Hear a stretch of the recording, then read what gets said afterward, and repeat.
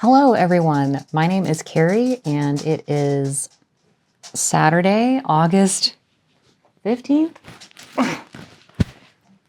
2026.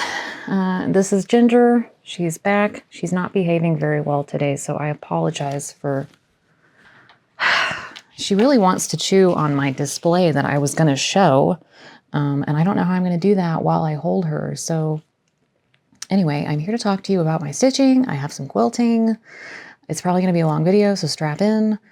I'm going to start first with my display. I fully finished the Beach Boardwalk series by Country Cottage Needleworks. It was a pattern series that came out, I think, 3 years ago. And I loved the colors because a lot of it's like pink and aqua. So at the time when I started the club, I was not stitching on 36 count yet. So these are all on 32 count Flax by Zweigart. And I stitched with all the called for threads, 2/2. And so I have 5 pillows here in my tray. I have some felted wool shapes from the Felt Pod on Etsy. I have a little thing of cotton candy. I got seashells off of Amazon, and the galvanized tray is from Hobby Lobby. So there's that. And then she keeps wanting to get down and eat the starfish. Then I have the souvenir shop and the bicycle shop. So I'm going to go through every one of these individually so y'all can see them up close. But there are seven pillows total. Here's my little cotton candy from the Felt Pod. And I found this cute little beach chair at Hobby Lobby. I think it was like $3.49. So just a cute little display idea. And I also found these, it was a 3-pack of starfish from Hobby Lobby, and I think they were maybe $5.99 for all 3. So if you're looking for ideas. So I guess I'll try to put Ginger in my lap and share these pillows without her trying to eat them. We'll see how that goes. I don't know. I'm going to pause this. So running back through those. The ice cream shop. And I will write in the description box exactly what DMC threads I use to make the cording. I know the white is just DMC white. There's the back. I know some of the fabrics were fig tree and maybe thimble blossoms. Here's the snack shop. That's Whiskey and his loud toenails that we really need to trim.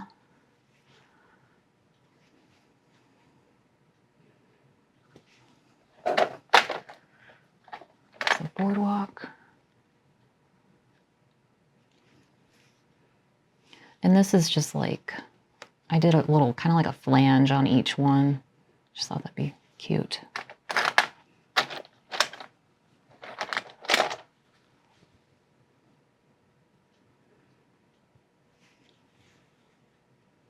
Yeah, I think that print was a Thimble Blossoms print, the little bows.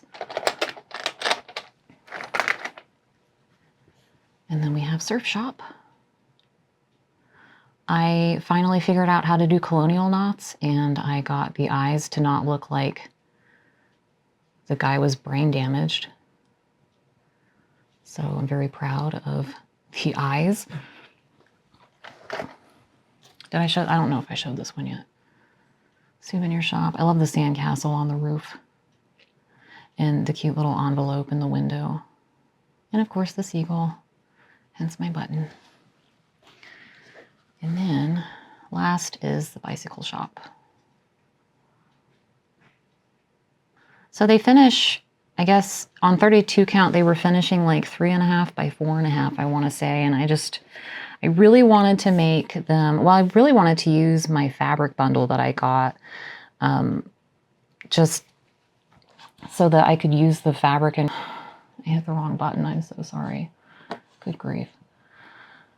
Anyway, I wanted to use as much of the fabric as I could. I wanted to use every single piece that was in the bundle because I thought it matched so well. So I did end up adding fabric to the front of each pillow just making it a little bit bigger.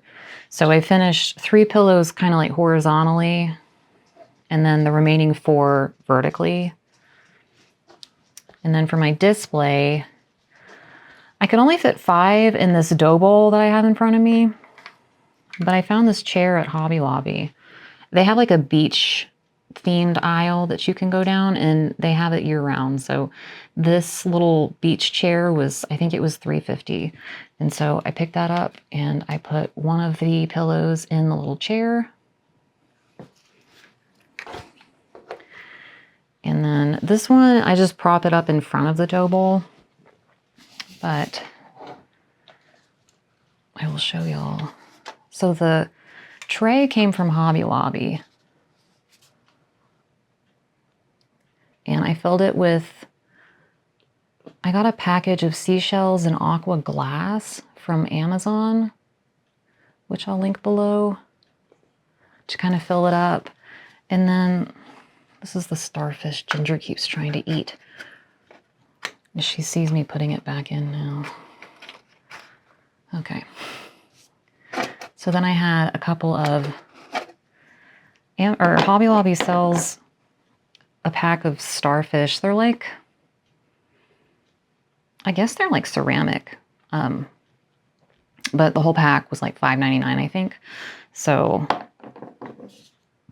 that's my whole display. And then of course I just put this one down in front and prop it up against the tray. And then my little beach chair goes right next to it. So I have it in the kitchen by our dining table. You're not going to have the starfish. Don't even try. And I found, last time we went to Galveston, every time we go, we stay at the Hotel Galvez, and it's a big historic hotel that's pink. And last time we were there, I asked if they had postcards, and they gave me a couple. And so I just kind of threw this postcard down with the display. Just thought it kind of went well. Of course, it's not in color, but I know it's a pink hotel and it does bring back some nice memories. So I thought, you know, that's a good thing to display with my beach boardwalk pillows. So that is my major finish number 1. And I am going to, if she'll let me, I'm going to try to back up and get this other finish without falling. Okay, here we go. All right, I finished these yesterday. This is Autumn's Acorn Gatherings by With Thy Needle and Thread. And you're not going to have these either. Can't have anything nice with you. Okay, let me push this out of the way. No, you're not going to eat the acorns. All right, so these are in a chart called Autumn's Acorn Gathering by Brenda Gervais. And I made both of them. Now the bowl I got from Marshall's, it's just a wooden pasta bowl. And then at Hobby Lobby in the fall section, you can get just a bag of little acorns and pine cones. So I finished them into little pillows. So this is the male squirrel. And I added a cute little charm, an acorn charm, and a leaf charm. These are from Amazon. I think there's a piece of sawdust right in his tie. There. And then for the lady squirrel, I have so much Halloween decor that I really was wanting more fall than anything. So I did rechart the pumpkin. In the chart, she's holding a jack-o'-lantern. It's like a pumpkin basket. And I really just wanted her to be holding, well, I wanted the pumpkin just on the ground as a pumpkin. And then I just stitched some extra flowers and backstitched a stem so she's holding like a little bouquet of autumn flowers.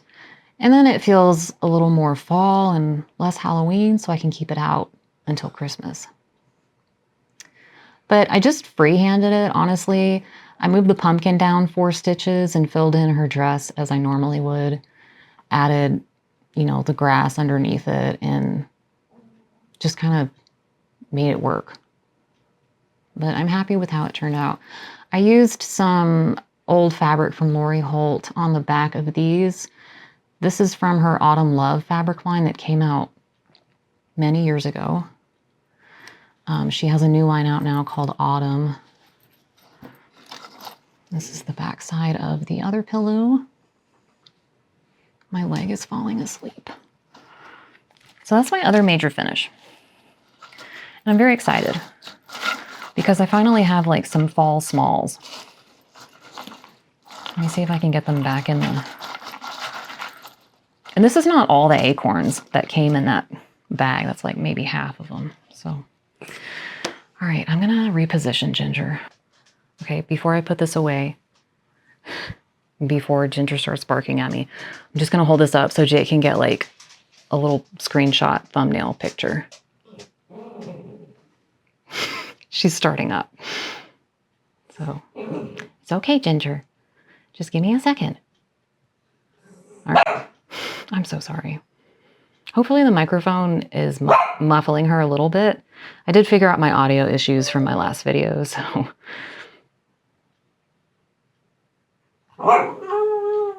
Isn't that so sad? Okay, she's back in her pocket. I hope she's happy here because... All right, I'm gonna get into my whips, and I have a couple of new starts actually, maybe more than I realize. And let me just tell you, I do not mind having a bunch of whips because to me, you can't finish something unless you start it. And it's technically, it's not a whip, it's a potential finish, right? So the number of whips doesn't bother me. I don't know what my whip parade is gonna look like next year, but it'll probably be, I'll probably be ending the year with more whips than I started, but I don't care. So the first thing I want to talk about is I started with Needle and Thread by Brenda Gervais. There's the chart. This came out at market this year. A lot of people have stitched it. A lot of people have finished it. A lot of people have framed it. I am so glad that I held off on starting it because I had a lady reach out to me.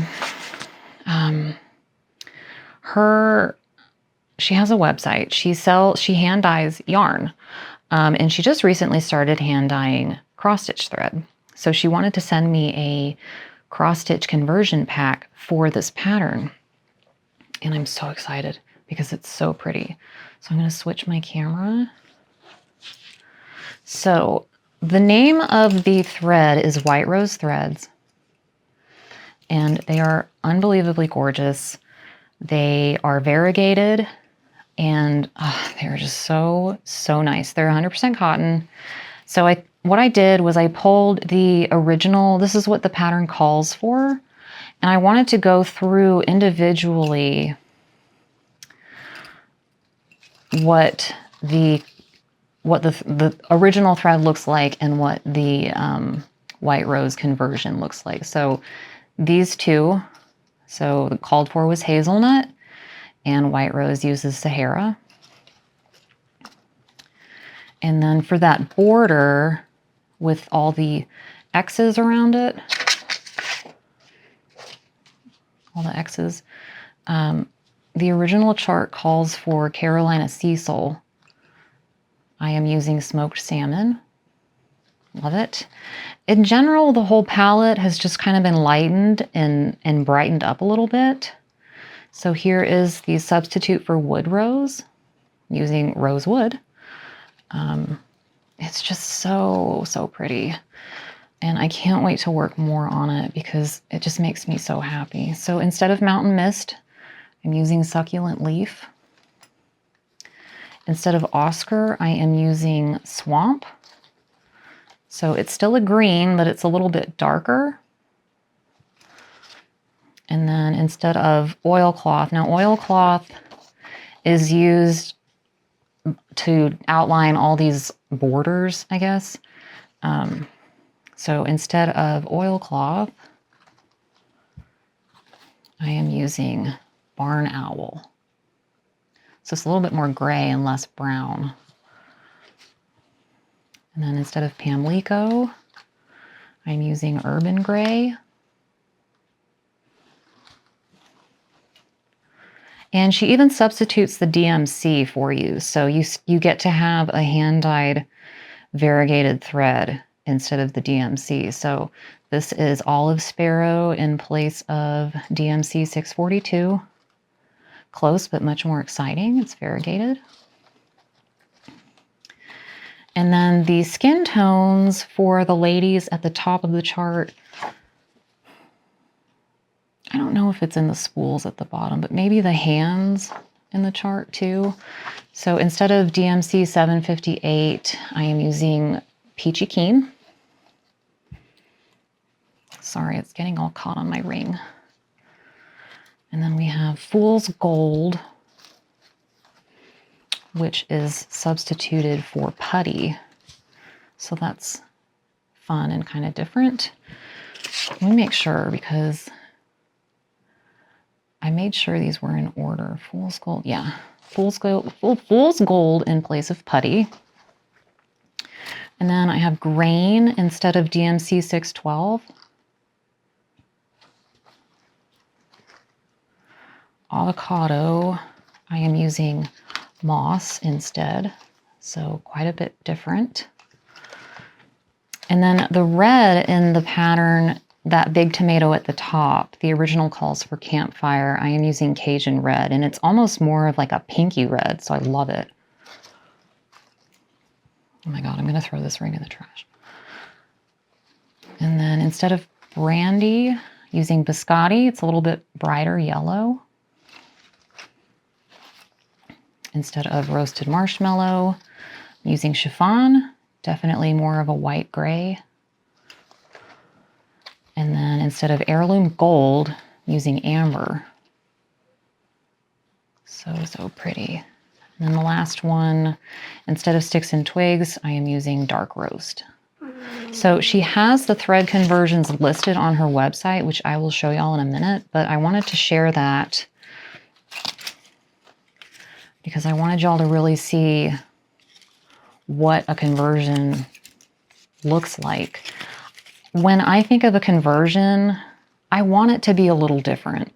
I don't want it to be the same as the original called for threads. I want it to be a little different. That's the whole point of a conversion, right?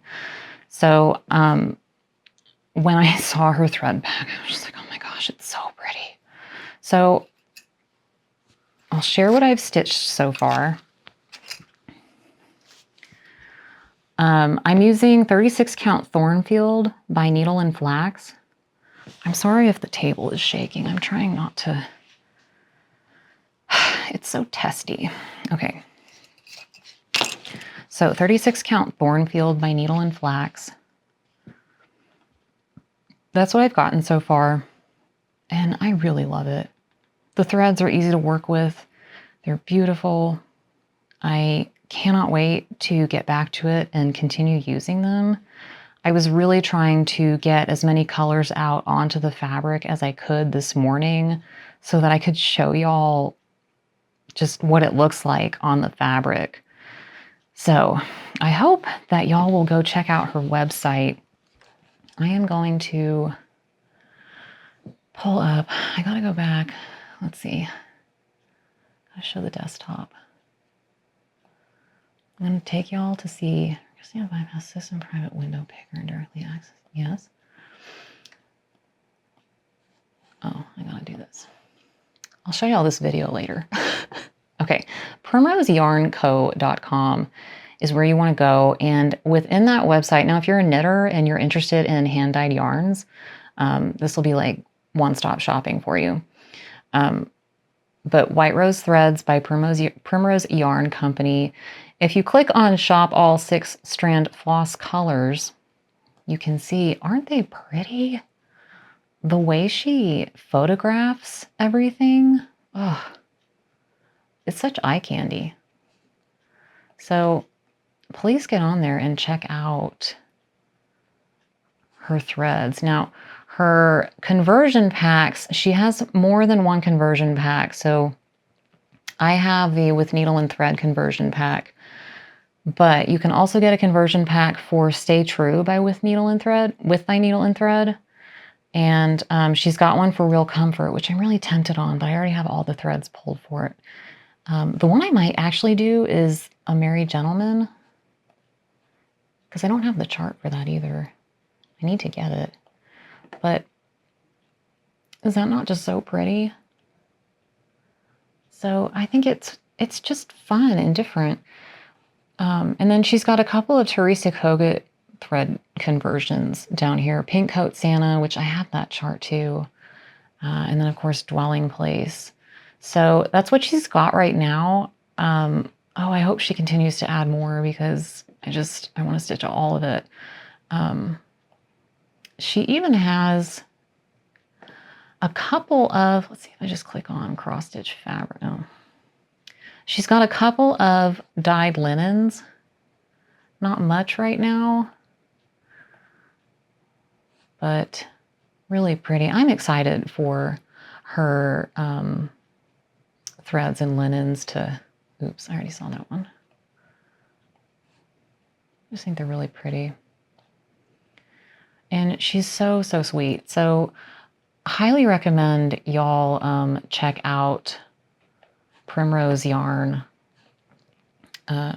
Primrose Yarn Co. Because they're fun, and the whole time I'm stitching with them, I'm like, these are so pretty. So definitely check her out. I can't wait to share more progress on this chart.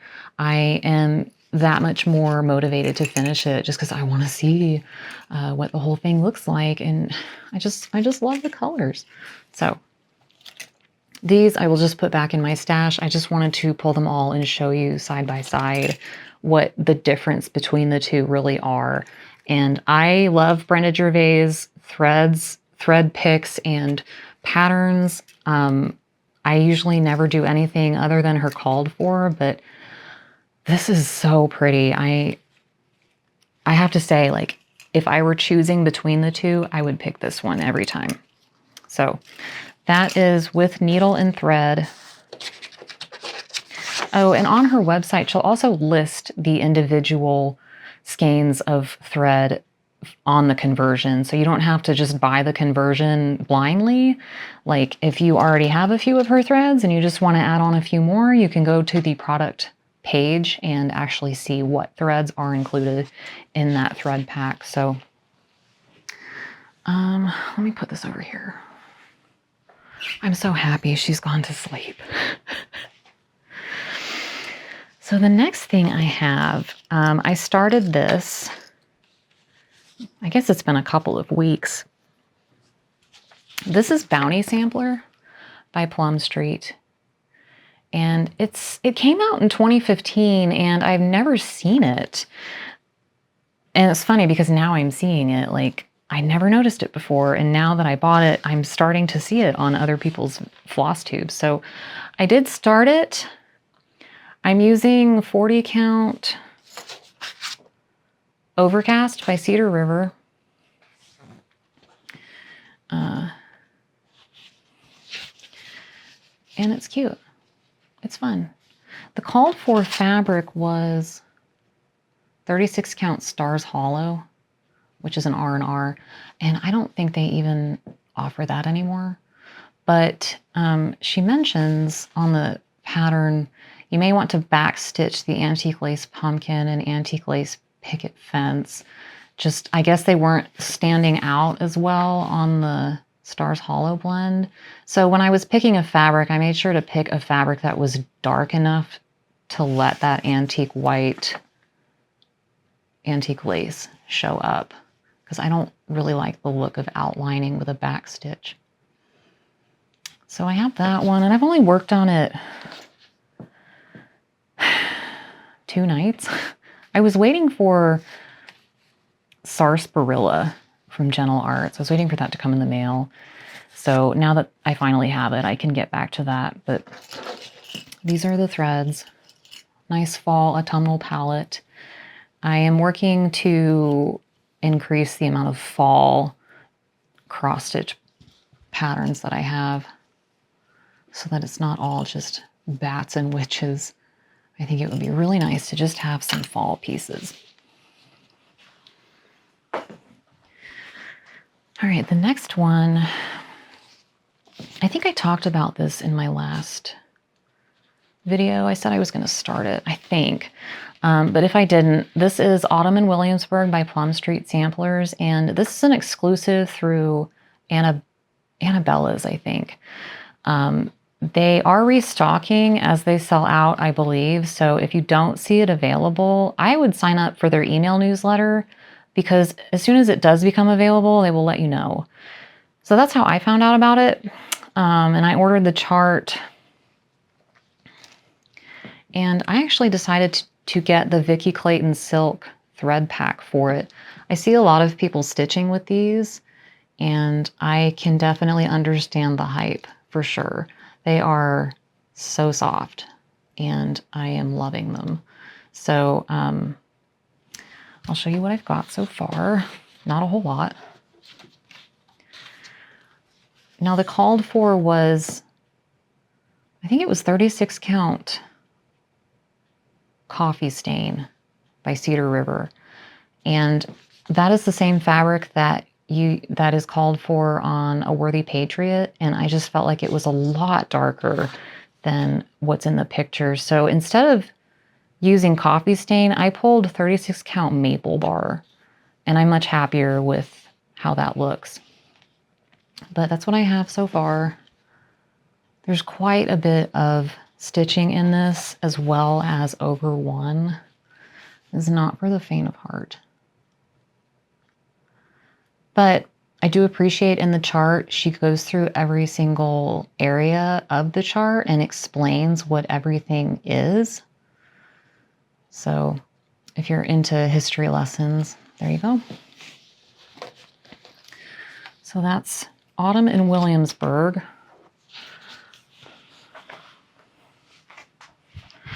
My other project, I am stitching along with Fat Quarter Shop for their Quilting Bee Cross Stitch Club. I've done the first and second. Sorry, Coco's over there and I'm disturbing her. Okay, I've shared these on previous videos, but the first month was the sewing machine, and the second month was the pins and pin cushions. And so now we are on iron and starch.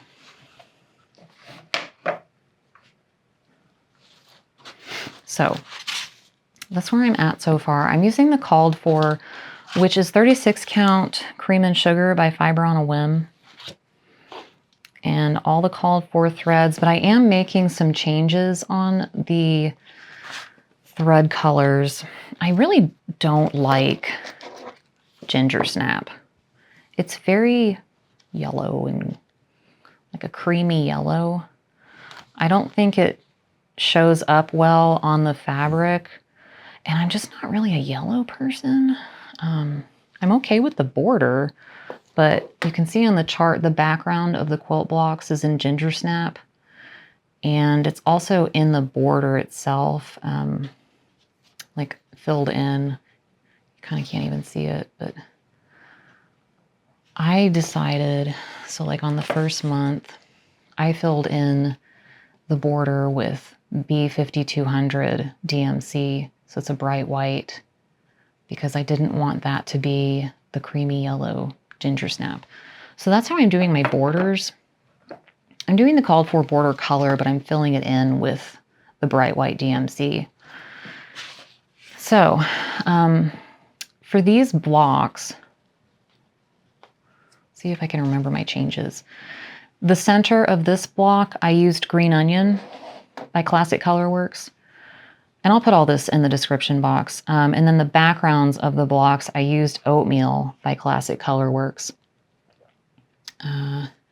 Now the outer star points on this block, instead of green, I chose to do pink. I used Blushing Beauty. And then instead of Pebble, I think it was Pebble Beach that it calls for. Yeah. Instead of Pebble Beach, I used, I think it was Thundercloud, which is the same as the base of the iron. Thundercloud, and then I filled that in with baking tin instead of the ginger snap. So it's kind of got like a spotted, like polka dot look. What else did I change? Instead of the ginger snap outlining the label, I used, I think that's B5200. And then I think the center of the flower, instead of using honeycomb, I think I'm going to use Blushing Beauty. So it'll be a light pink and a dark pink for the flower. And then for my iron, I'm going to do the center of each little, they're kind of like a 9 patch, but the center of each of these little things, I'm going to do that in B5200 as well. So I don't have a whole lot more to go on that, but the stitching, there is a lot of stitching in these charts. So I did decide to take a little break from it. The next installment, number 4, is the Scissors and Buttons block. And that should ship at the end of August. So I am keeping up and I'm doing pretty good, but I'm getting a little burned out on the amount of stitching in these, I guess. I do have all my frames already, so I'm debating on what color frame to use for this one with the yellow border. I was originally thinking pink, but I could also do gray, ivory, or like an aqua. So it just depends. They're all the same size, and I can change them out and switch them around if I want to when they're all finished. But that is the Quilting Bee Cross Stitch Club. My next one, I started this and I only worked on it for a night. Which is funny because I've been trying to start this for like over a year. I finally did, and then I worked on it for one night. But this is Maker and Mender by With Thy Needle and Thread. A lot of people have stitched this. And I think I'm using, I know it's a 36 count, but it's either Sleeping Bear by Needle and Flax, or it's Dolly Madison by Needle and Flax. I don't remember which. I just know I bought them at the same time. I can't remember which one I went with. But these are the threads. And that's what I've got done so far. Not a whole lot, but it should be a pretty easy stitch once I get going. And it's really not a very big chart. So I will get back to that one.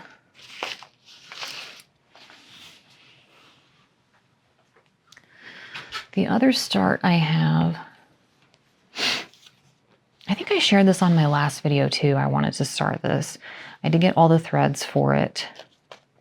This is by Teresa Vinette, and it's out of her Most Humble Hands book, which I believe you can order from her website, kittenstitcher.com. And the chart that I am doing, it's called The Poet and the Rose, I think. Gotta find it. Gotta find it without showing you the goods. Okay.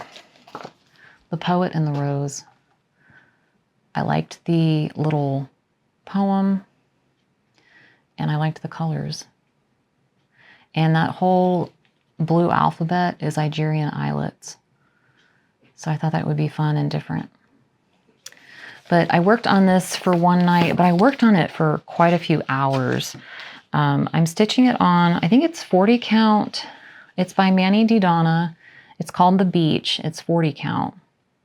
And I just thought that would be a fun fabric to stitch these colors on.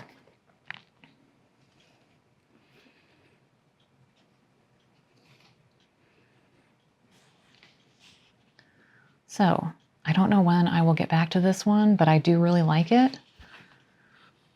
And I don't really have a whole lot of experience with Algerian eyelets, but I like them. They do take a bit of time, but I think it'll be worth it. I'm just kind of working my way down to the poem because that's the good part. That's the part I want to do the most. So, but that's as wide as it is. And yeah, this piece of fabric, it's not a huge piece, but it'll have a lot of stitching in it. So that's the Poet and the Rose.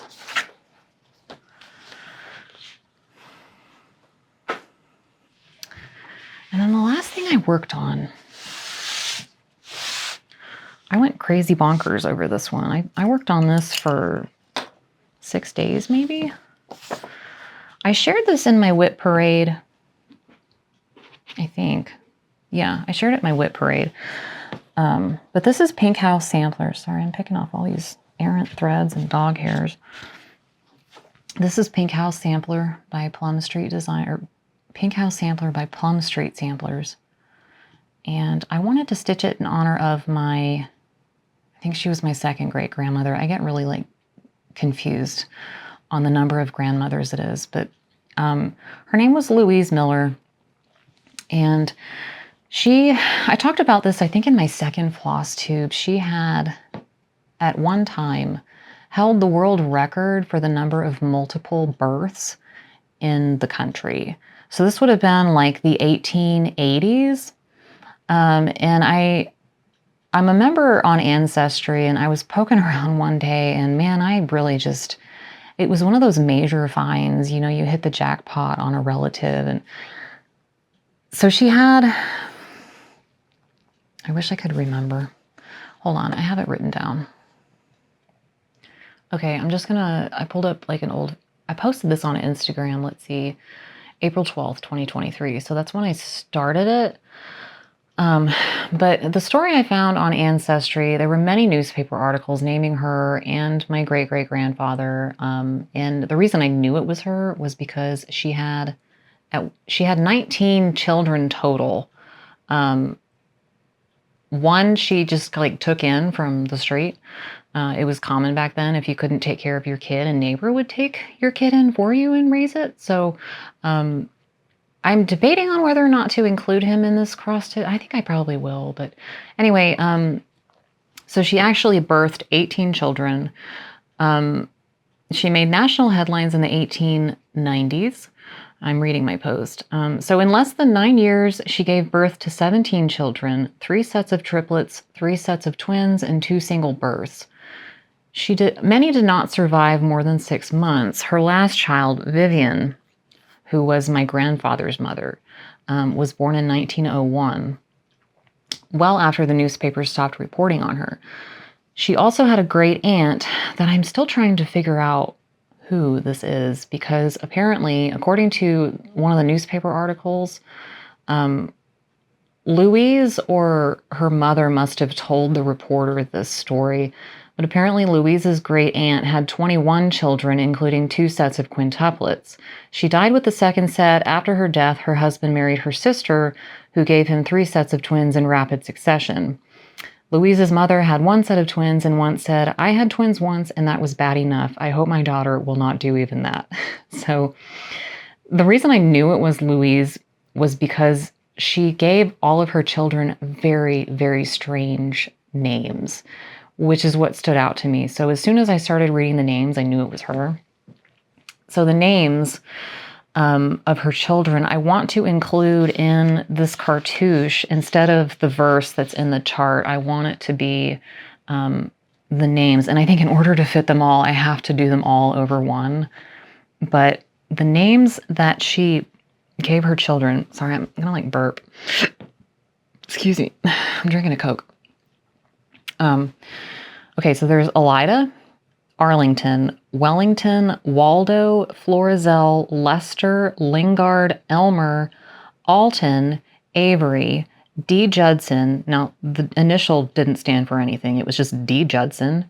And then there was W. Barton. Again, there was no rhyme or reason, just W. Barton. Gertrude, Lillian, Flossom, Faye, Vivian, and I cannot find the name of the last baby. And then she also took in a child named Jack, who she raised alongside her children. So she had a total of 19, including Jack. And I thought that it would just be like a really cool piece to commemorate her life. So instead of Mary Jane Carver, I will be stitching Louise Ferris Miller. And I talked about this probably last summer. Every time I get it out, I end up getting on Ancestry and going down these huge rabbit holes. And it's such a time suck because you'll just be looking on Ancestry and suddenly 6 hours have gone by. So I have to tear myself away from it. But last summer, I sent in, I think I sent it to the New York State Department of Health. I was requesting her death certificate because I really wanted to find her parents' names so that I could track down this great aunt that supposedly had 2 sets of quintuplets. Well, it turns out, I figured out about 2 weeks ago that I sent that request to the wrong place because the New York State Department of Health website is stupid. It turns out the city of Yonkers, where she passed away, the county or the city clerk is the office that would be able to furnish a death certificate. So I sent away for it. And wouldn't you know, oh my gosh, I'm so excited. I got her death certificate. I'm super pumped. It came yesterday. I didn't have a car. Our mailbox is 1 mile away. Jake was gone. My parents were gone. I wanted it so bad, y'all. I walked down to the mailbox for it in 100-degree heat. And they haven't cashed my check yet that I wrote for $22. So when I saw that it was coming on informed delivery, I was like, it's probably my check that they're returning because they couldn't find it.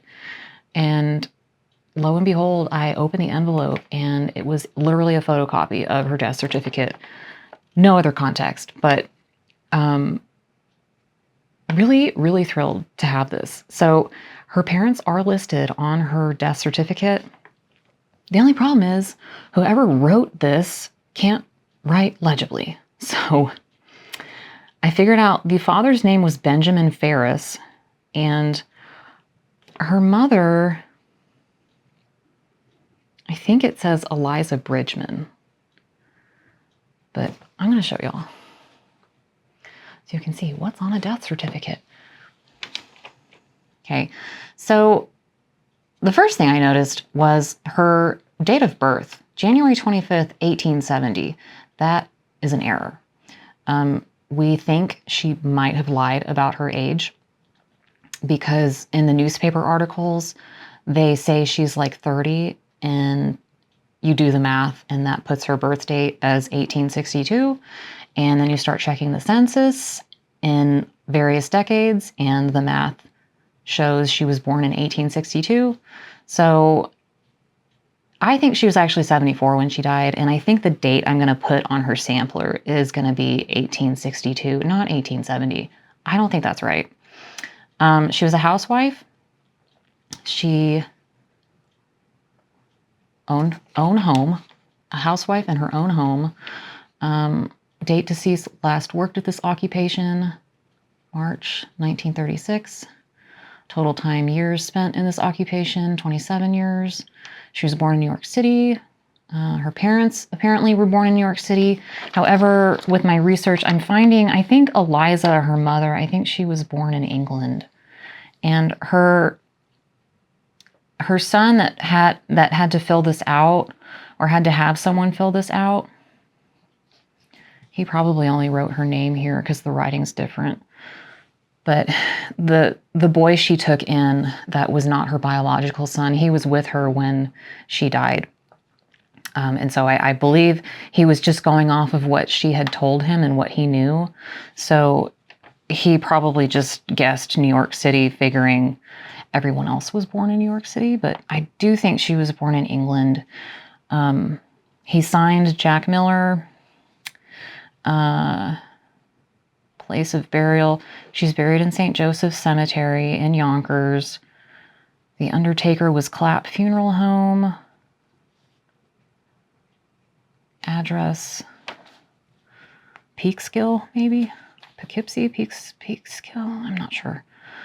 Now the cause of death was myocarditis, something pneumonia, and then something sclerosis. I looked him up and it was basically like asthma, pneumonia, and that caused myocarditis, I guess. But the doctor signed off on it. No autopsy. Issued March 30th, 1936. So I finally have a death certificate. I finally got her parents' names. So, of course, the last like 24 hours, I've gotten nothing done because I want to figure this out.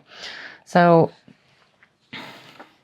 that naturally, like anytime I work on this project, I just get sucked into Ancestry and trying to find out more information. But I did find, I think I found her father, Benjamin Ferris. If it's him, he fought in the Civil War. He was injured at Gettysburg and discharged. He was in the 61st Infantry in New York. So I thought that was pretty cool. Now she's listed on his pension. After he died, she filed for the pension. And then after Eliza died, one of her children filed for the pension. So there's still a lot to find out, but I am kind of hopeful that maybe, I mean, I had just reached a dead end on Louise Miller. I didn't know anything about her parents, and now it's like I finally have something to go on after all these years. And my mom had no idea that she had so many children and so many losses also. World record for number of multiple births. I mean, I can't believe that they just didn't talk about that. But anyway, my mom remembers Elida. They called her Lydie. And of course she remembers Aunt Viv, which she called Aunt Viv because Vivian was only 20 when she had my grandfather, and it was 1920, and that was very improper. So Louise raised my grandfather as her son, and Vivian was his, quote, sister. But, only immediate family really know the full story on that one. So other family trees on Ancestry will kind of link Vivian and my grandfather, but then I'm like, no, she was his mom. So unfortunately, my grandfather did not know that until after both Louise and Vivian had passed. So it was very, very traumatic, I'm sure, to find out that late that the woman you thought was your sister was your mother. So that's where I'm at on Pink House Sampler. And I have a few things to talk about on it. Number one, I messed up. When I first started, I messed up over here. I used the wrong color to fill in the right side of the house. And instead of taking it out, I figured I would just repeat the mistake on this side.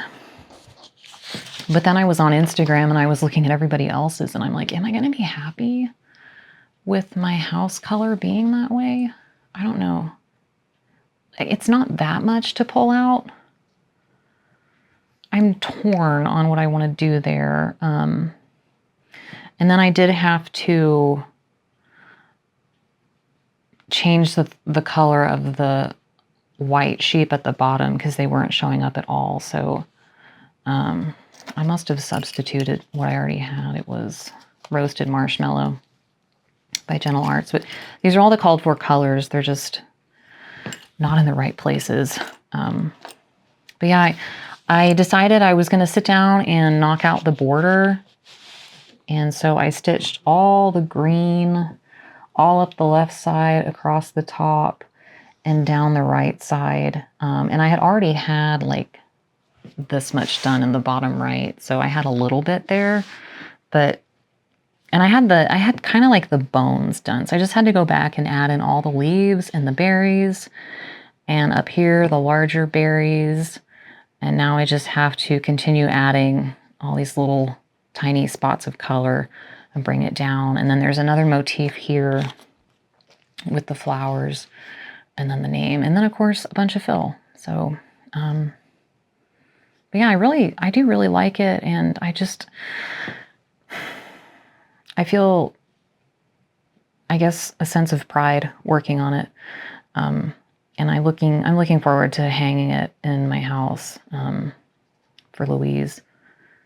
And then I thought, like, when I frame it, I will include a copy of her death certificate with maybe a note on the birth year, because I just don't think that's right. And then I thought maybe I'd include some newspaper clippings with the articles that were written about her children. So that is the update on Pink House Sampler.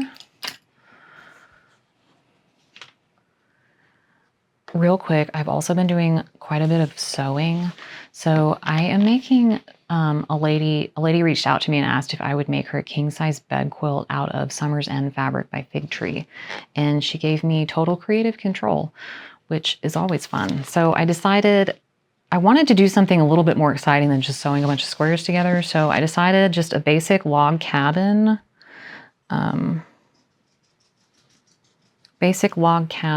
block. And I think there are 5 different colors, like main colors in the line. So I'm doing about 24 or 25 blocks in each color. And I have got 100, I think I've got 101 blocks so far. And I need 121. No, I've got 111 blocks so far. So I only have 10 more to make. So here's yellow. Just kind of scrappy looking, but controlled scrappy. Are you waking up? Waking up? And then we have the red. And my favorite color out of the line. I love the fuchsia, purpley pink. But anyway, that I have been working on, and I just have been setting small goals for myself, like 20 blocks a week. So I'll do 10 blocks at a time and work on it 2 or 3 days a week. So next week, are you gonna be okay? Oh, you're making a lot of noise.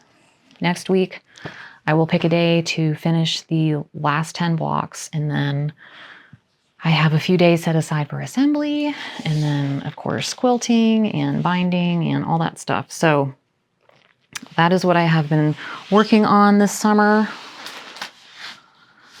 The other thing I've been working on is, okay, I gotta get it. I have it behind this quilt. Behind this quilt is my design wall. And I've posted a few pictures on my Instagram profile if you want to see some close-ups, but it is a Judy Martin log cabin quilt called Snake River, and I think I shared it a few videos ago. I've already made the quilt once. If you look back in my YouTube videos, you'll see there's I think the thumbnail for the video is the quilt. So it's really kind of a wild quilt, but a lot of pieces. And again, I have just been sitting down and working on maybe 4 blocks at a time. So I will pull this quilt back and show y'all where I'm at with that. And I will also show you all the book that the pattern is in. All right, apologies for the angle here. But this is the center of the quilt. I've only done 24 blocks so far. There are a total of 64 in the quilt center. This is the book. So I've only come out to like here. I don't know. I have quite a few more to go. But the smallest piece is 3/4 of an inch by 1 inch. So there's quite a bit of, there's a lot of tiny pieces. But each block only takes me maybe 30 minutes because again, it's all squares and rectangles. So that's where I'm at with that. I don't know. I don't know when I'm going to finish it. I did last weekend, I made 8 blocks and it wore me out. So I'm kind of on a break from it for the moment, but I do intend to sit down, especially after I finish this customer quilt. I have plans. Like I have plans for quilts. I just need to get on it. So anyway, that is my Snake River quilt. And the fabric I'm using is A Cat Named Stitch by Thimble Blossoms. So I just pulled out all of the dark pink to make that the focal print that forms that design, that curved design. And I believe in the entire quilt, there's over 4,400 pieces. So it's supposed to finish at 93 inches square, but my thought is when you're making a quilt that big, why not just make it fit your bed? So I'm kind of trying to think of a way I can make it bigger without just slapping a big fat border on it. So as I reach that point, I will kind of audition some things for it and see how I can make that bigger without making it look awkward. So that's my Snake River. And so now I had a giveaway in my last video. Well, 2 videos ago I had a giveaway and then I forgot to announce the winners in my last video. So I'm going to announce those winners in this video right now. So if you watched I guess it was 2 videos ago, I must have been talking about this fabric because I made project bags with it. Okay, I had 3 of these to give away. And I had quite a few entries. I gotta get my winners' names. Okay, so my first winner is Kathy Anderson 288. Here is her comment. You have won one of these project bags. So email me at redvelvetquilting@gmail.com, redvelvetquilting@gmail.com. And I will get that mailed out to you. Second winner was Jane Perry 5890. Love the kitty cat project bag. Amazing. Well, thank you for sharing so much inspiration. And then my third winner is Kathy Young 7524. So if you are one of my winners, please email me at redvelvetquilting@gmail.com and I will get those in the mail to you next week or whenever you watch the video and email me. For today, I do have another giveaway, but I only have 1 bag, and I will explain why. So, I am doing a stitch along with the Eeyore stitcher. Her name is Chrys, and we have decided to stitch the Equality Sampler by Plum Street. Here's the chart. And to celebrate our stitch along kickoff, I made 4 project bags out of this patriotic line by Lella Boutique that came out, I think it was last year. I made 4. I gave 1 to Chrys. I'm keeping 1. She is giving away 1, and I am giving away 1. So if you would like to enter to win this project bag, just use the word autumn in your comment, and I will announce the winner in my next video. So it comes with a little keychain, and there is a flag charm. I quilted like a wavy design on it to kind of mimic a flag waving in the wind. Here's the back. And the inside is just like the polka dot from the line. But I hope that you'll join in on the stitch along with us. We don't have anything super formal planned. You can start it however you want to start it. I don't think we don't have like sections divided up, I don't think. But here's the pattern again, and we're starting it on August 26th. That is when it was the 19th Amendment, I think, when that was ratified. by Tennessee, the last state to ratify it, or it went into actual effect on August 26th. It was something like that. But that gave women the right to vote. So we are celebrating that milestone for women's rights, by starting the Equality Sampler. So I hope that you'll join us, or if you've already started, pull it back out. My plan was to get a head start. You can see how well that's worked out. But I was thinking, today's the 15th, I still have 11 days. I was thinking I would get a head start and outline the borders, do all that line work so that I can kind of jump around a little bit.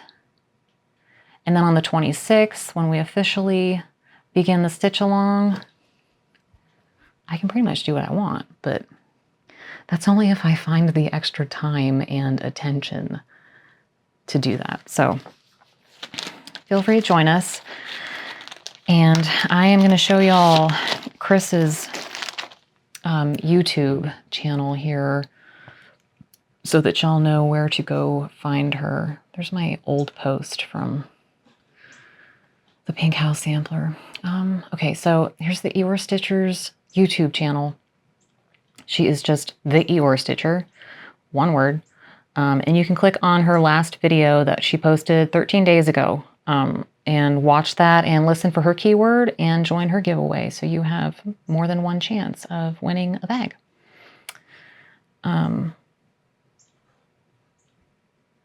Yeah, I talked about that. Okay. So much time has passed, I swear. Okay. So I'm ready to go on that one. Now I think I can go into plans, and I have a lot of plans. So I guess at this point, if you want to just pull out your credit card and your shopping list, feel free, because I'm about to spend your money. All right, I have really been wanting to start stitching fall. So I pulled out, this is a project bag I made, just one of them. I just had scraps from my stash from this J. Wecker Frisch line. It's Halloween fabric, but I stuffed it full of fall patterns that I have basically kitted up, ready to go at a moment's notice. And I ran out of room in the bag, so it's spilling out.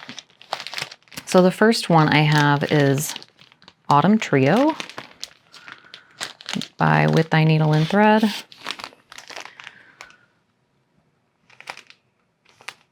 It's always the opposite direction, I swear. It's cute.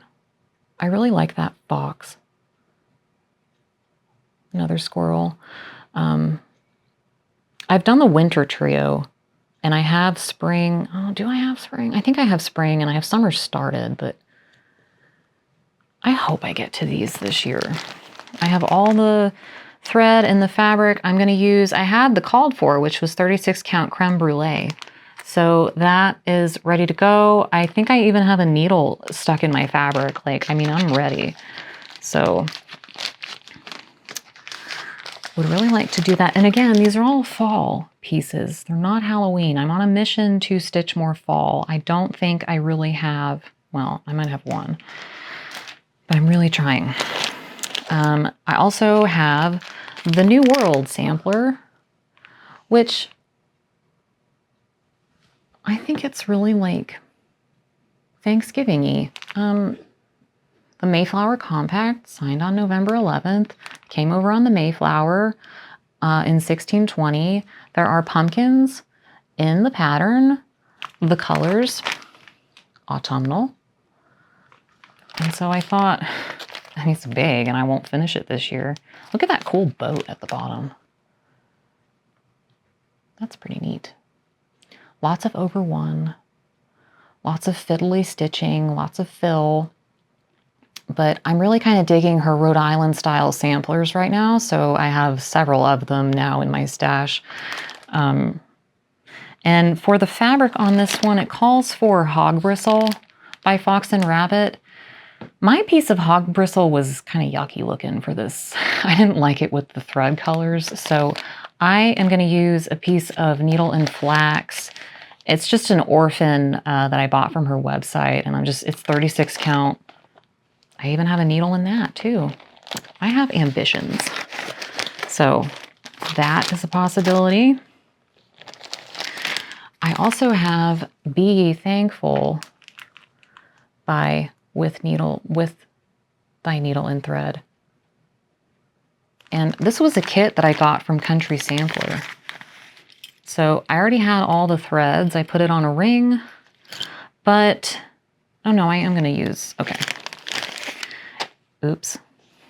Okay, the called for fabric is 40 count vintage country mocha. I'm pretty sure this is 36. I don't think I have 40 count country mocha. Wait. Yeah, it's 36. It says right there, Carrie, 36 count vintage country mocha. Yeah, I did not do 40 count. I wasn't stitching on 40 count at that time. So I have that. This was like the fabric that came with the kit for the back. It's going to be a little pillow and then a little rickrack. I just forgot that was in there. So that is ready to go. And it's only 105 by 77. So it finishes on 40 count, it finishes at 5 1/4 by 3 3/4. So it's really pretty small. And I made the spring one earlier this year and that stitched up fast. So I'm kind of thinking this one should not take more than like 4 days, but we'll see. I also have, now I've had this kitted up since it came out. I have all the thread, I have the fabric. I love this chart. And this is a conversion pack you can get from White Rose Threads too, if that's something you're interested in, like I showed earlier. But this one, I was gonna stitch it, I believe it's just on the called for, which is 36 count Saltbush by Fox and Rabbit. So Real Comfort, I would love to get a good start on that. I would probably start with the border and work my way down. Next is Betsy's Autumn by Plum Street. I guess I like Plum Street and I like Brenda Gervais.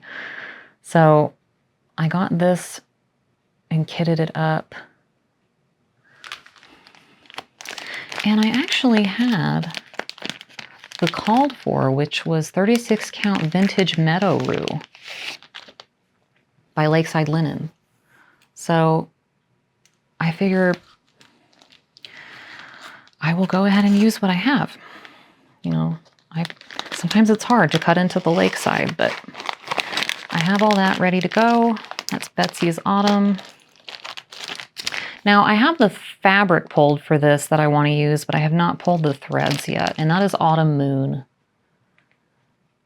I would like to get a start on that. I know I won't finish it this year, but it calls for 36 count hog bristle again, but I am going to use 40 count Valley Forge by Needle and Flax. So I have my piece already cut and stuck in there. I also really want to start the Salem sampler. Now this is technically Halloween. But when it came out, you could pre-order the linen from Needle and Flax. The linen is Gallows Hill, and I jumped on it. So I have the linen. I've had it set aside for a couple of years. It takes a lot of DMC actually, so I just need to pull the threads for it and pick a day to start it. It might just be maybe in October. I'll just focus only stitching Halloween in October, and the other fall months just stitch fall. Last year I started stitching Halloween in like June, so I stitched Halloween hard last year, and I would really like to get some Thanksgiving fall stuff. Oh, well, this is another Halloween. But it's a Quaker. All I need is Classic Colorworks black coffee, and if you recall, in one of my videos, I went through my stash and found like 30 skeins of black coffee, so Lord knows I have the thread for it. But I think I was recently watching someone's Flosstube, maybe it was Colorado Cross Stitcher, but they had just gotten in a shipment of, it's by Lap and Loops, and it's called Graveyard Mist. And I thought, oh, well, that would be kind of perfect for this Enchanted Quaker by Luminous Fiber Arts. So I have the fabric. I just need to go get one of my million skeins of black coffee.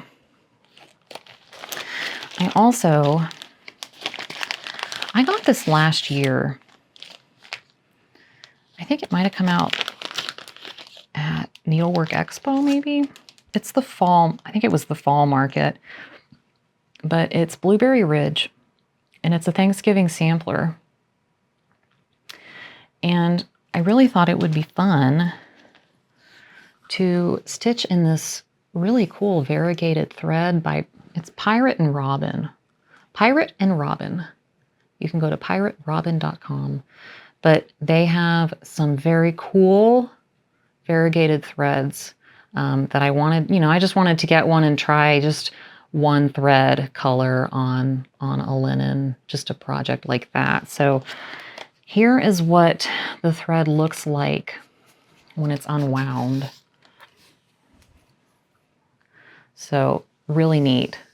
You've got browns, yellows, oranges, creams. And I pulled, what's the fabric I'm using for this? 40 count Golden Oak by Color and Cotton. I believe that was a club shipment from maybe like last month. So it's a very nice fall color. So I thought I would try that and hopefully I like it. If not, well, I tried. And I was also thinking too, I could just stitch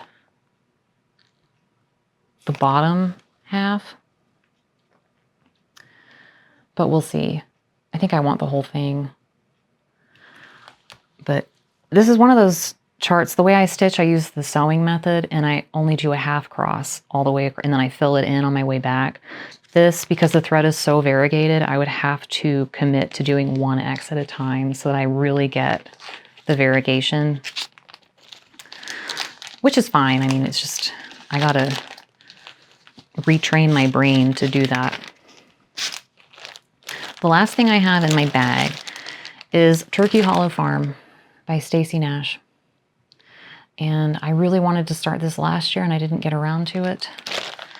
So this year I actually pulled and cut fabric. I'm going to use 40 count Chamomile by Color and Cotton. So it's kind of like a lighter, light cream color. And I think it'll be okay with the threads. Because the lightest thread in it is Straw by Weeks Dye Works. So it'll work. I'm pretty sure, unless I'm missing something. Unless there's like DMC in it.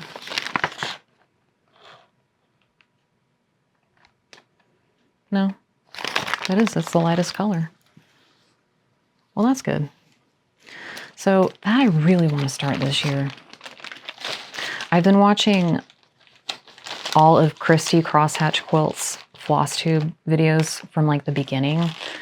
I just started from the beginning, and I mean, I've seen almost all of them, but some of the very early ones in 2020, I don't think I was watching Flosstube at that point, but everything she holds up, I want to stitch, and she held up this and it was finished. I just think it's really neat. So I hope to get that started. That's kind of a priority item for me. And then the stuff that wouldn't fit in my bag, I've got 3 here. This is Feels Like Fall by With Thy Needle and Thread.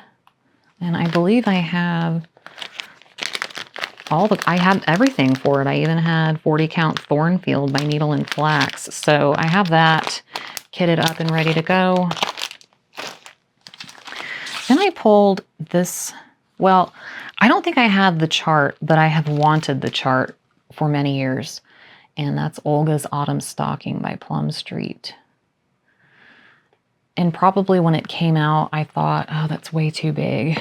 I can't stitch something that big. I was still kind of new to cross stitch, but I loved it. And now that I'm stitching on the higher counts, I think I mean, I can do that. It's a lot of fill, and I won't finish it this year, but I have all the threads. I bought the threads for it. And I even had the called for fabric, which was vintage purled barley. So it basically will take almost a whole fat quarter. It's only like 8 inches wide, but you have to account for the foot at the bottom. So I figure it's just sitting there, not being used. So I thought I would do that. I hope I need to get that started. Because like I said, once it's started, at least it started. It's not just sitting in my stash as a kit. And then the last thing, this was another thing Christy held up, I think, and I've seen it around for a while, but Autumn on Lazy Bear Mountain by Kathy Barrick. It's a Halloween pattern. It's absolutely massive. It would be several years in the making, but I found Jen at Quirks and Stitches on Instagram. She had a thread conversion for, it called for all NPIs, but she did a conversion to Gentle Arts. So if you get on Quirks and Stitches on her Instagram page, you go to her profile and you click that link. There is a link directly to her Google Docs that has the thread conversion for Autumn on Lazy Bear Mountain. So I have all the threads, and the oranges and yellows are just so cool. So I'm gonna put a few stitches in and make that into a start, a potential finish. And Christy stitched hers on 36 count Wren by Picture This Plus. So I went ahead and got a 1/2 yard cut of it from 123, and I will be all ready to start that one.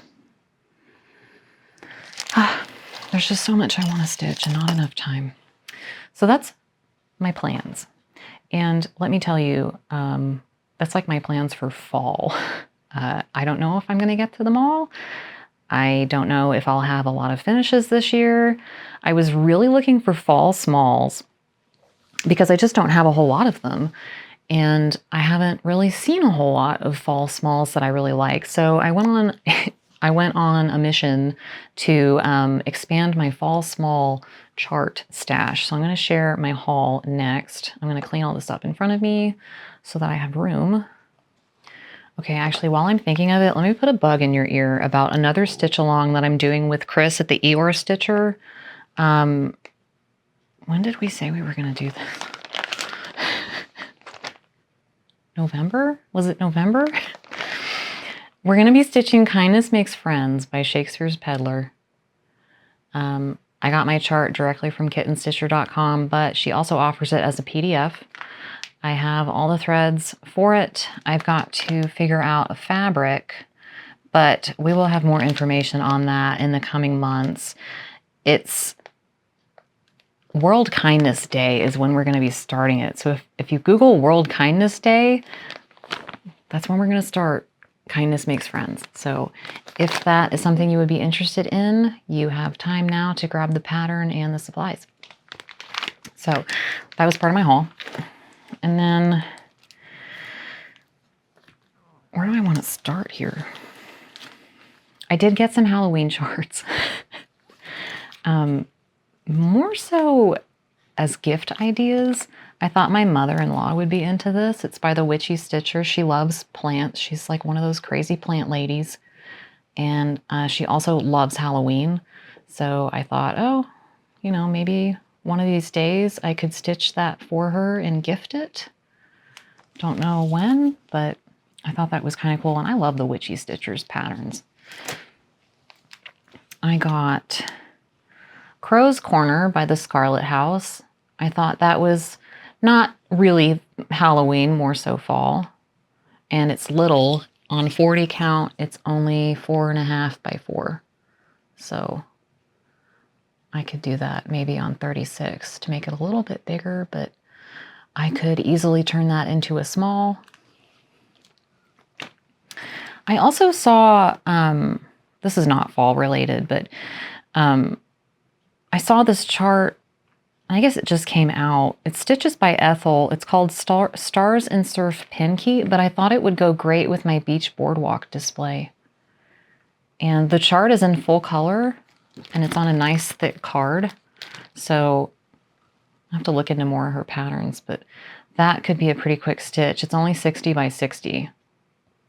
So it could just be a little extra. And I set aside the threads I used in beach boardwalk so that I could make it match. So that's on my list to stitch. Maybe by the end of summer, I don't know. I'm not really going in any particular order. I've just got this pile here in front of me and I'm just grabbing what's on top. So the next thing I have here is the June fabric of the month for, gosh, June.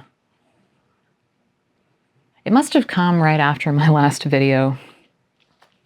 It is, well, there's no name for it, but I'm in the club. I get a fat half every other month of 36 count, and I love Swan Bay fabrics. So I got that. Oh, here's some information on it. Oh, free chart. Please don't share. This design is for Fabric Club members only. Jake, you're going to have to blur that one out. Let's see what... I got to tell him the timestamp. 1 hour and 36 minutes, Jake. But yeah, here's the information on the Fabric of the Month Club.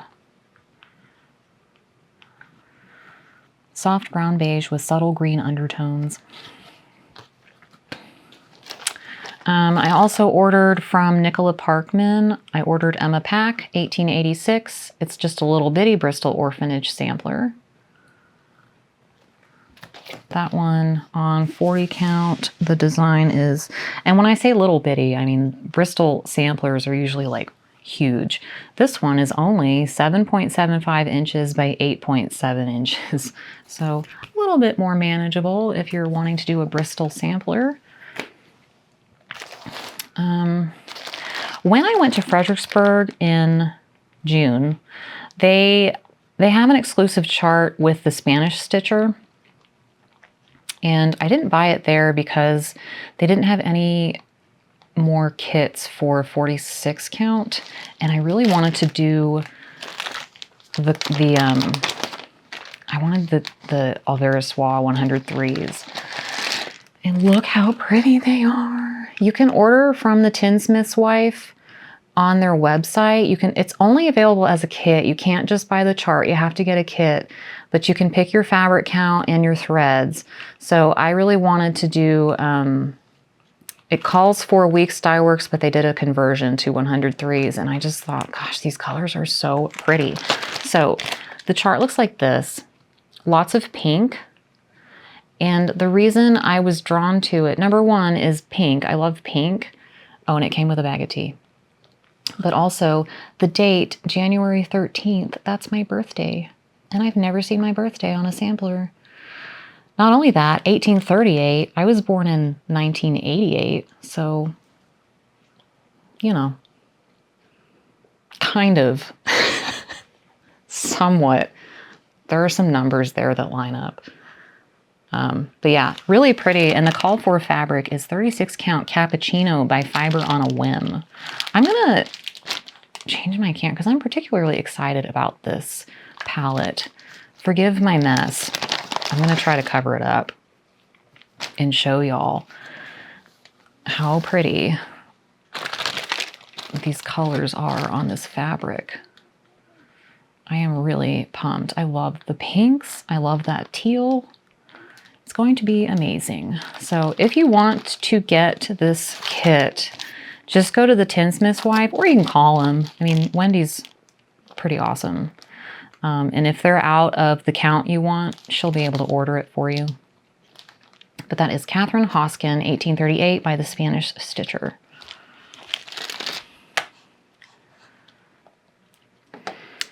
Okay, I think I was on 123 Stitch.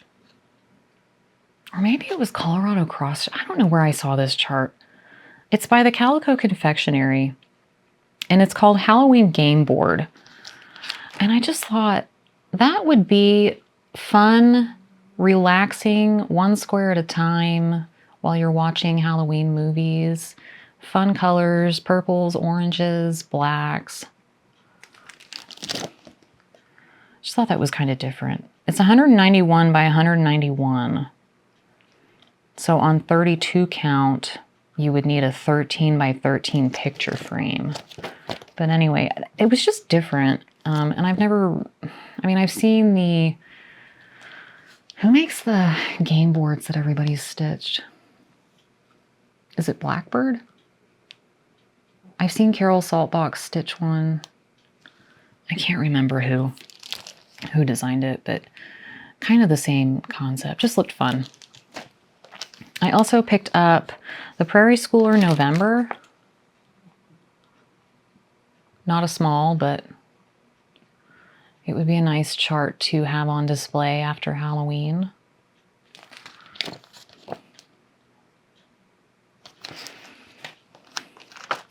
And then I went off my rocker and I was watching Colorado Cross Stitcher, and she's been working on this chart. It is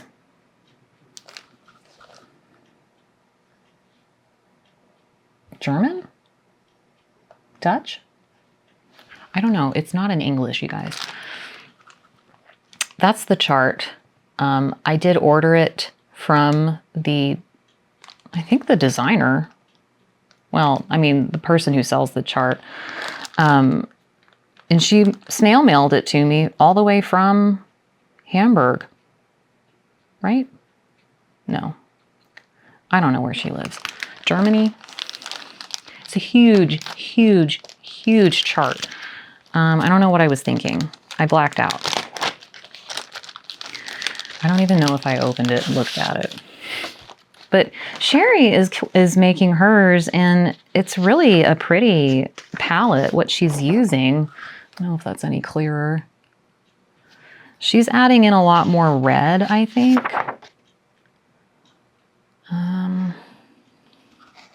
Stitch count is 374 by 359. It's not that big. It's not like Autumn on Lazy Bear Mountain, right? I don't know. Maybe I just wanted to buy it and look at it. Maybe I didn't want to commit to stitching it. Maybe I just wanted to look at it and support the seller. So, I don't know. I guess I don't know. I had a moment. What else do I want to show? I found a couple of charts from Needle Treasures Nook on 123 that I thought would be good as fall smalls. This is harvest time. The nice thing about 123 is they ship some of these wimpier, I mean, there's like, what, 2 pages in here? They'll put a piece of chipboard in the package for you. I also got, I got 2 more patterns from Needle Treasures. I got Season of Thanks, another fall small possibility. I could stitch that up in an afternoon. And then Pumpkin Stitchery. Lots of nice fill on that one if you're into that. So those are some options from Needle Treasures Nook if you're looking for fall smalls. I also saw Halloween Party by Cute Embroidery by Kate. Of course, it has a weenie dog. I have to buy it. So again, that would take only a couple of hours. And also by Cute Embroidery by Kate was this Give Thanks sign. Another fall small would be quick. And I liked this one too, Hot Apple Cider. That would be good with my like coffee bar drink area.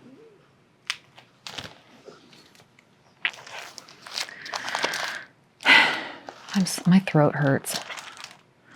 I didn't have this in my stash, but since I'm doing the Salem sampler, I wanted to go ahead and get a copy of Salem Mini Moon. If nothing else, I could make a miniature. I also got, this might have also been from Colorado Cross Stitcher, but the blue flower has Spooky Autumn Smalls. I liked those cats. And that Biscornu at the top, I might give that a try. I've never made a Biscornu. But I liked those cats wearing the striped socks. I thought they were cute. Also got from Not Forgotten Farms, I got John and Priscilla, little pilgrim people. Teeny tiny. 2 3/4 by 3 and 3 by 4. So that'll go in a nice little dough bowl display. And I saw Christy at Crosshatch Quilts finish this. This is the Good Stitching Witch pin keep. I liked that as well. I think you only need 5 threads for it. Primrose Cottage came out with a couple of new charts. I picked up the Home Quilt and the Home Quaker. Love the sheep. They're so cute. And I'm pretty sure I have the called for color and cotton from another project, so I thought that was really cute. Maybe in the spring I can work on that.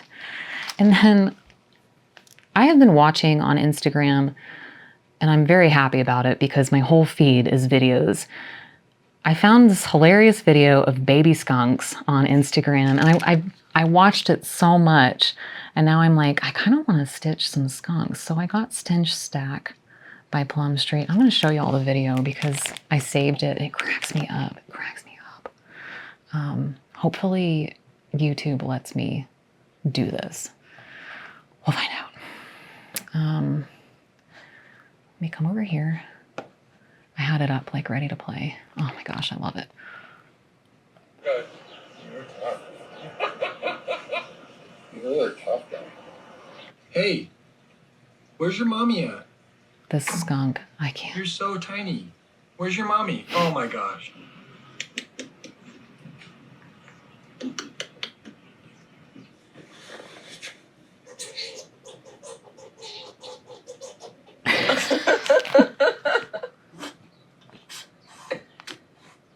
Chocolate. Jesus Christ, I got you some goddamn blueberries. Look how freaking cute! Look at all the... They're coming to me. Hey, Atari. You're stamping at me. You're so cute. Look at you, all defensive. Yeah.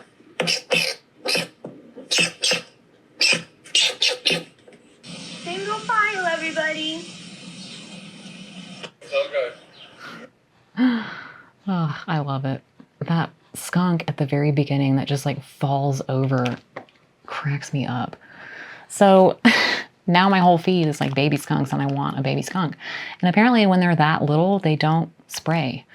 So I got the overdyed cottons for it. It calls for some DMC as well, but I went ahead and just threw that in the cart. Cute. And then I got, this is by Blackbird Designs. It's called Sisters. And I really liked the chart on the bottom, well, down here in the corner. I really liked that. I liked what it said. It says, at first cockcrow, the ghosts must go back to their quiet graves below. And so, let's see if I can get a better picture of it for y'all.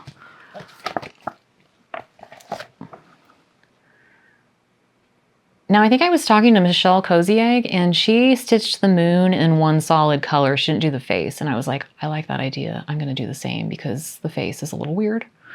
But I think these are all the threads that go with it.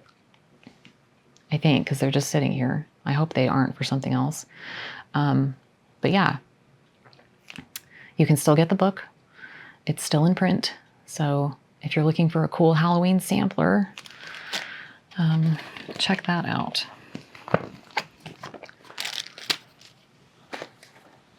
Then I got from Liz Matthews, hello from Liz Matthews, her Jane Allen collection came out. And I really liked the smaller sampler. She took motifs from the larger reproduction and just created a smaller, more achievable sampler. And I just was really into it. I could do that. So I picked up that. And then I think this is from 123 Stitch as well. Simple Gifts Harvest from Praiseworthy Stitches. It's a large Thanksgiving Quaker. It's 212 by 204. I got the threads for it as well.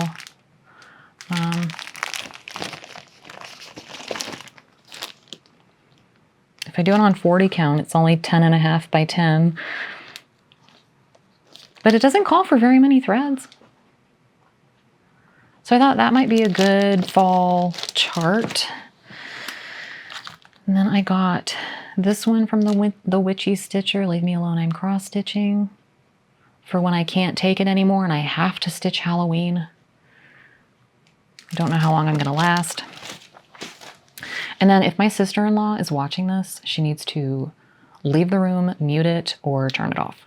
So Amber, you have, I'll give you 10 seconds to find the remote and gather yourself, because I don't want you to see this chart I got. I think it's really cute. And I don't know when I will stitch this, but I think it would be really fun to have it for her maybe like one Christmas. But it's by the Witchy Stitcher. Nostalgic Tarot, Unicorn Death card. She would be totally into that. And if y'all follow Cross Stitch in Cambria, I think, gosh, he has made like all the tarot cards into one huge piece. It's amazing. I just love the colors. So, okay, Amber, you can come back. I'm almost to the bottom of my stack. I found, okay, now this is by the Scarlet House. It's called Penny Pumpkin. A lot of you have stitched this, but it would be another good small. On 36 count, it would finish at about 6 by 4. So manageable. The only thing is that outer border of the pennies would be a little time consuming. But it's pretty doable, I think. Then I just recently ordered this Christmas at Hollyberry Farm. Because again, I saw Christy. Now I'm buying all the Christy charts. I also ordered a Yuletide welcome in the NPIs for the house so that it fills the space in real well.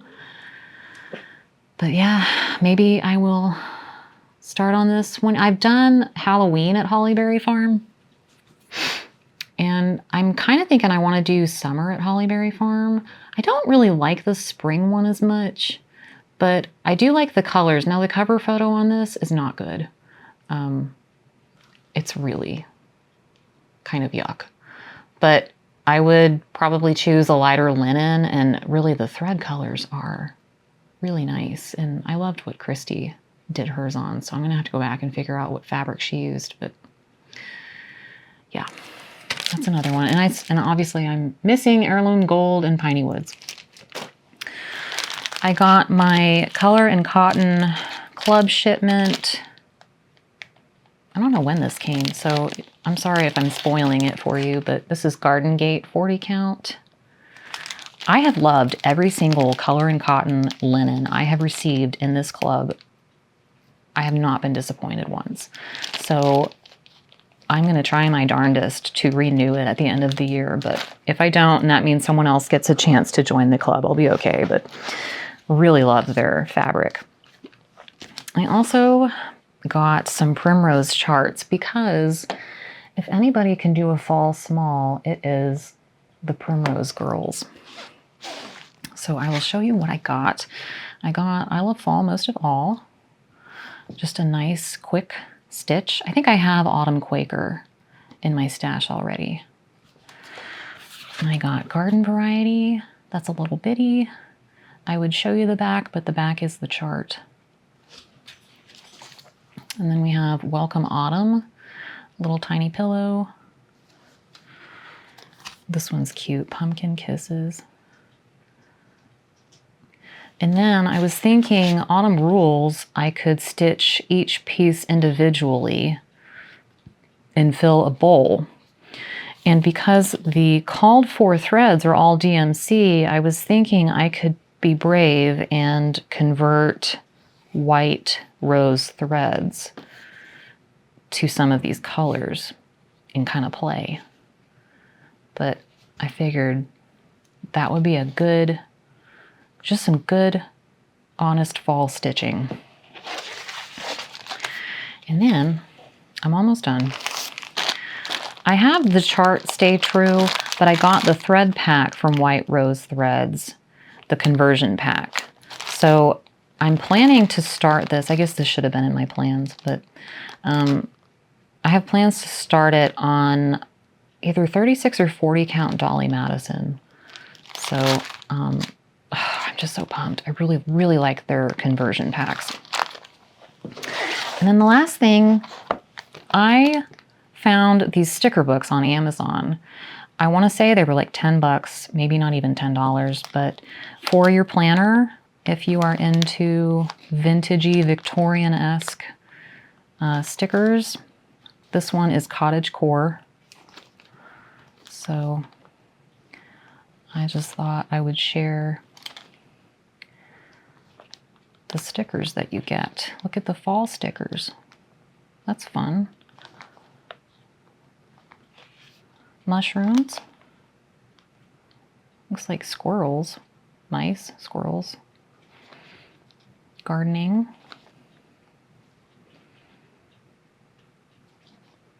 I'll put the link below to these because they're just, look at the kitties.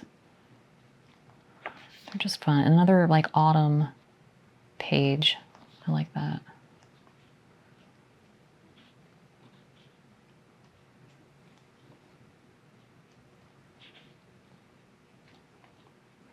Then we have letters, numbers, tea and cakes, vegetables, chickens, eggs, birds,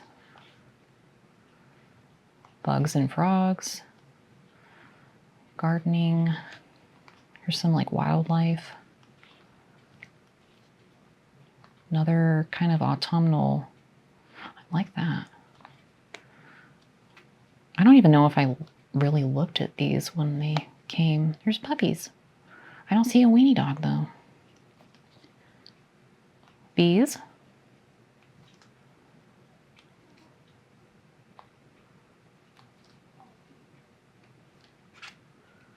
Desserts. Like it. More fall. Fruits. So yeah, so that's the Cottage Core one. Retail price is $12.99. So yeah, probably on Amazon they're about $10 or $12, I would say. Not very much at all. And then the Christmas book. So can never have too many stickers. Angels. There's like the nut. Look at the Nutcracker stuff.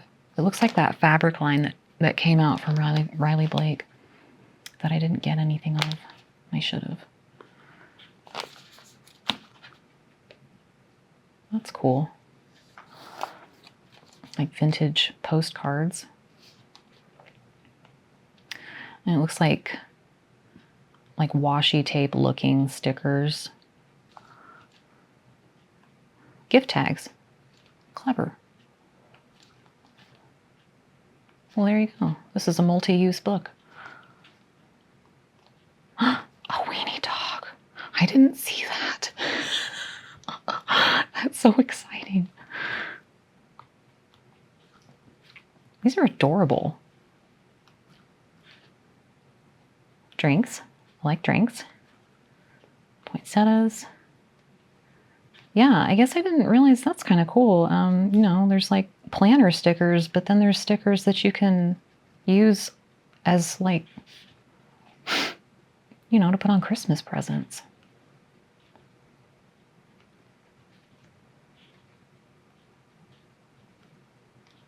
I'm so excited about the weenie sticker.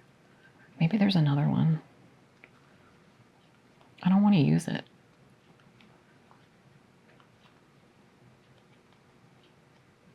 There's some vintage Victorian looking children playing with snowballs. Very cool postcards. Some of these, I swear I've seen some of these images on like royalty-free websites. That's pretty.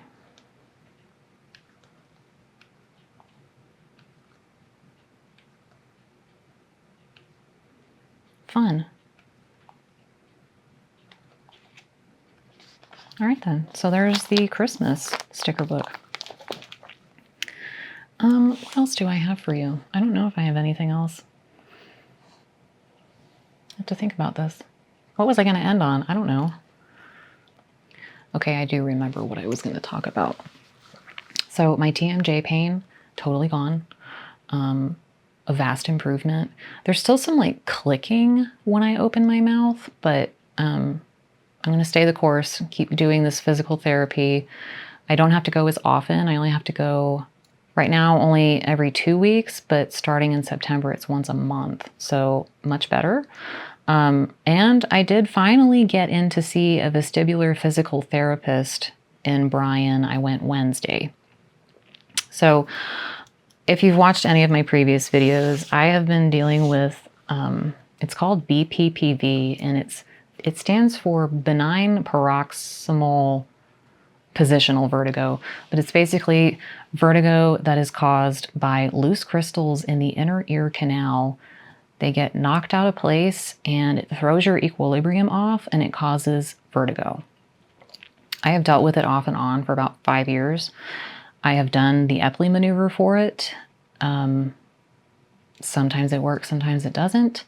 This latest episode has been going on since March, and today is okay. I'm doing okay. Most days I'm doing okay. However, it was kind of to the point like if I rolled over in the night onto my left side, I would get hit with dizziness. Jake is sneezing. I hope y'all can't hear that. And if I just turned my head a certain way, I would get dizzy. So I think I talked about, I fell into the kitchen cabinets a couple months ago. I think I talked about that in my last video, but it can be kind of dangerous. And you don't really want to be driving when you are yielding to traffic and the dizziness hits you. So I saw an ENT. I think I talked about it. Saw an ENT. They didn't do the Dix-Hallpike test the way they should have, because if they did, I would have actually had a positive test. So I had to get a referral from them to see a vestibular physical therapist. It took them like 3.5 weeks to send the referral. It was so frustrating. I called like 4 times. I left a message. It was ridiculous. So I went Wednesday. My parents actually drove me. And it was amazing. It was fascinating. The doctor did the Dix-Hallpike test for me. So she had me lay down on a table with my head at the head of the table, but my head was hanging off the end of the table, if that makes sense. And so she was holding my head suspended like in the air, just holding my head. And she manually turned my head to the left. And when she kind of tilted my head back a little bit more, that was when the vertigo started. So the crystals in my ear shifted with, gravity and everything. So she turns my head and she's able to, so when you have a dizzy spell like that, your eyes move a certain way. And that's what they're looking for in a Dix-Hallpike, is because the way your eyes move will tell them what ear is affected basically by the vertigo. So she looked at my eyes, and my eyes are like, it's literally like in the cartoons where your eyes are doing this. So it's very uncomfortable, but I held on, and yes, it's like instant nausea. It's horrible. But she looked at my eyes and she was like, yep, there it is. So the Dix-Hallpike with her was positive. And then we waited for the dizziness to subside, and she manually, when I was fine again, she manually turned my head to the right to see if any reaction would happen with my right ear. Nothing happened. So we hung out like that for another 30 seconds. And then she had me tuck my chin into my right armpit and then roll over onto my right side. And then I stayed like that for 30 seconds. I didn't have any more dizziness. But then she spun around on her little chair and she said, now I want you to sit up and put your feet flat on the floor and then just sit up like completely vertically. So I swung my legs over the side of the bed and I planted my feet flat and I sat up. And as soon as I sat up, oh my gosh, the whole, like suddenly the ground went from being under me to like right up here. It was insane. So it was incredibly violent, the dizzy spell. And I squealed because it was so sudden and intense. And like literally I was falling violently. Like if she hadn't have tackled me, I would have slammed my whole body into the table. Like that's how bad it was. So she grabbed me in time to keep me like staying upright, because the dizziness that was happening in that moment was the crystals moving. And she was using gravity and these maneuvers to get the crystals back into the right canal, because your ear has 3 canals. Mine was presenting in the posterior canal, which is the most common. So finally, after like maybe 7 or 10 seconds, it felt like forever, but finally the dizziness subsided, and that was just the crystals resettling finally to where they're supposed to be. And then at that point I was like, I don't feel very well. So she gave me the trash can. I didn't throw up or anything, but she was getting me water, and she opened the exam room door to let some air in, because then I was like all hot and sweaty, and it was so uncomfortable, but it was so wild. It was so cool. So then we were just like sitting there talking, and she's just trying to make sure like everything is settling, and I'm holding my water, and suddenly out of nowhere, like another wave hits and I start falling again. And so she grabbed me again, but that was just kind of like a delayed episode, I guess. And then before she let me leave, like we went through all the head position changes, like look up, look down, look side to side, and did the same when I was standing, and just made sure I was generally like okay, and like we think the crystals are where they're supposed to be. So I did make another appointment for next Thursday, which she said I could cancel if I'm feeling better, to call like Tuesday and cancel it. But if I have any doubt or any further issues, that I should return. So this was Wednesday. And she said, like, you're going to be really tired when you get home, like, just because it's the central nervous system finally like calming down. Like it physically wears you out, I guess. So I went to sleep, and I made sure to stay like elevated a little bit, because I don't want the crystals going back to the wrong, like, I don't know. I mean, they're loose and they're not supposed to be. They need to be sunken down into the fluid that keeps them there. And I keep getting these errant crystals that are not where they're supposed to be. So I really was feeling better. Thursday, I got my hair done, and you lean back and they put your hair in the bowl and they wash your hair and everything. Like that was all fine. I didn't have any issues. I tried to just keep my head like kind of in a neutral position the whole day and not be whipping my head around all these different directions, because I don't want to upset anything, because when the vertigo hits, it truly ruins your day. And then yesterday I was doing a lot around the house, and I was moving around quite a bit, bending over, picking stuff up, moving things, cleaning up. And I just kept feeling all day like there's something there. It's lingering. I feel like it's coming back. And I just went on with my day, and I did my normal activities, but I had this feeling that there was something going on. And then last night I sat down to stitch. It was about 8 o'clock. And I was watching my friend Christy again, and I looked down at my stitching, because I was working on with needle and thread, because I wanted to try to get more stitches in. And I had done like 1 thread, and then I started a 2nd thread, and I looked down at my stitching, and when I looked back up at the TV, the room, just for a good 4 seconds, And immediately I was like, I can't stitch anymore. Like I put my needle down and I just had to like hold my head like this, because any other position I felt like I was going to throw up. So that was probably about 8:30, and I had to just basically go to bed. That was all I could do to control the symptoms, was to just go lay down in a dark room. So unfortunately, I think I am going to have to go back and see this physical therapist again. It's an hour and a half one way, but it's just possible there's still some residual crystals. They're tenacious and they're not all back in the right spot. So if you're interested, I highly recommend Googling it. It is fascinating. I mean, you would never know if you've never had anything like this. And it's just really, it's something else. And today I feel okay, but like I keep this camera mount system that I have, I keep it under the guest bed, and I had to have Jake get it out because I was like, I really don't want to bend over and like turn my head and stand back up kind of thing. So I'm just trying to not move around a whole lot and keep my head just neutral. But that's where I'm at with that. Not fun, but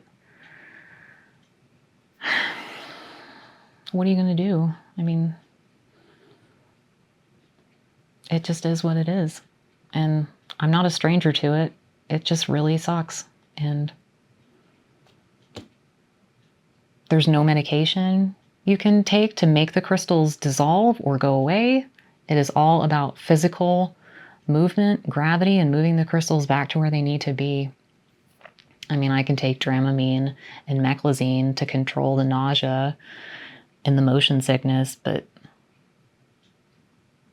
it's hard. So I hope my next video, I have a better update on that. But other than that, pretty much everything has been fine. Same old, same old. It's hot. It's hot everywhere. I know we're all sweating and we're ready for fall. But yeah, I am going to wrap this up. My recording time says 2 hours and 12 minutes, but Jake's going to have to like do some fixing up for me because the beginning was a total disaster. Ginger has totally fallen asleep. And that's it. So if you want to win the Patriotic Project Bag, don't forget to leave a comment with the word autumn, and I will draw a random winner for next time. And Equality Sampler Stitch Along starts on August 26th. And that's all I got. So hope everyone gets a lot of stitching in and enjoys the next couple of weeks. Hopefully it starts cooling off wherever you are. It won't actually feel like fall here until December 1st, I bet, because we're in South Texas and it's not fun.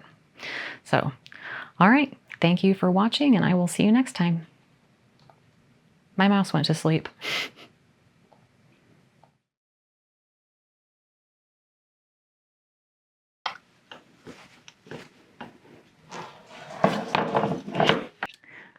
Whiskey is squeaking his toy turkey leg at the moment.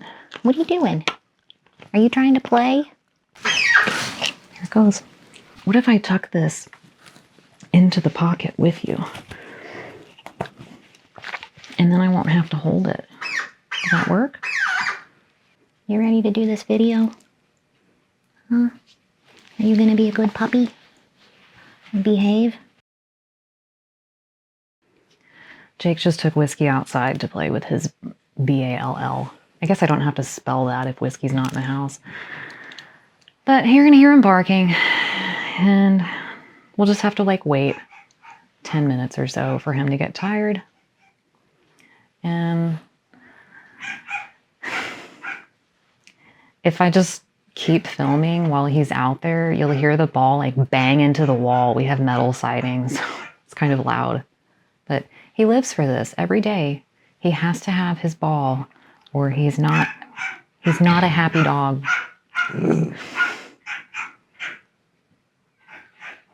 Huh? And these two don't like the ball because Whiskey will run the ball into them, or trample them if they're outside while he has it. So they don't like the ball. I'm so hot. Like I'm already sweating and I just sat down to film this and I'm already sweating. Oh my gosh, I'm gonna start over. These aren't dog toys.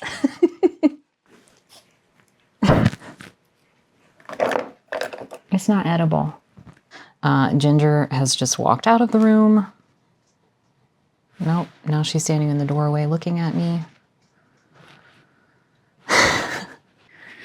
Okay, if you're gonna lick me, that's fine, I guess.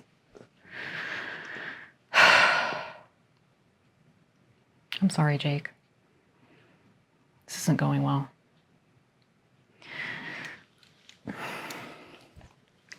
God, it's already like almost 2 o'clock and I've just like wasted all this time.